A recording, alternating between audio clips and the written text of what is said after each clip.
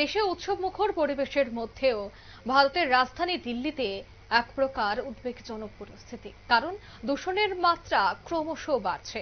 কেন্দ্রীয় দূষণ নিয়ন্ত্রণ পর্ষদ জানাচ্ছে যে সোমবার অক্ষরধাম মন্দিরের কাছে এয়ার কোয়ালিটি রীতিমতো ভয়ানক।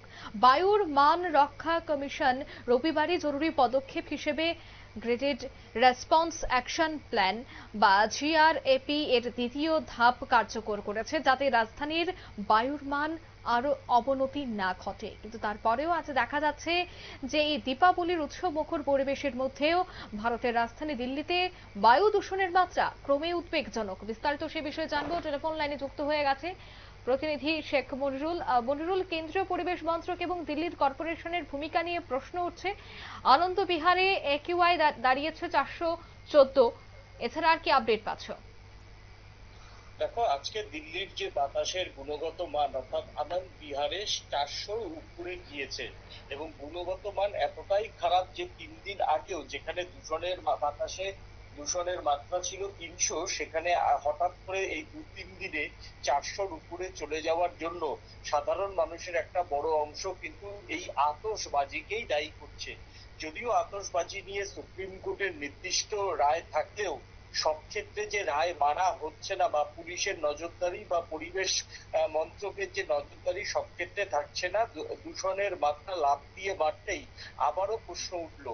তাহলে এখন প্রশ্ন হচ্ছে, দূষণ কিভাবে নিয়ন্ত্রণে আনা সম্ভব? দিল্লির সাধারণ মানুষের মধ্যে কিন্তু একটাই প্রশ্ন ঘোরাফেরা করছে, যেটা Delhi corporation quick response team গঠন করেছে, কিন্তু সেই কুইক রেসপন্সের টিমের নির্দিষ্ট পরিকল্পনা কি তাই কিন্তু এখনো ঠিক করে ওঠা যায়নি। দিল্লির আশেপাশে যে কলকারখানাগুলি রয়েছে, যেমন গাজিয়াবাদে রয়েছে কিছু কলকারখানা, তোমার সেলিমপুরে কিছু কলকারখানা রয়েছে এবং তোমার হচ্ছে নয়ডার মতো শিল্পাঞ্চল, এদিকে গুরগাঁওর মতো শিল্পাঞ্চল, সেখান থেকে কি উপায়ে গ্রিন হাউস কমানো যায় এবং কার্বন ডাই অক্সাইডের পরিমাণ সেখান থেকে কিভাবে কমানো যায় তা নিয়ে কিন্তু এখনো কোনো মাস্টার প্ল্যান করে উঠতে পারেনি কেন্দ্রীয় সরকার এবং পরিবেশ কন্ট্রোল মন্ত্রক।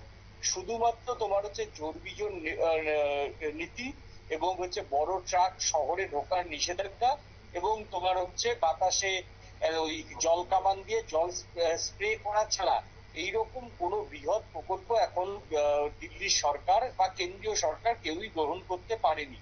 তো যেভাবে বাতাসে দূষণের পরিমাণ বাড়ছে, এমনিতেই বয়স্ক লোক এবং শিশুদের ক্ষেত্রে কিন্তু সব থেকে বেশি অসুবিধা।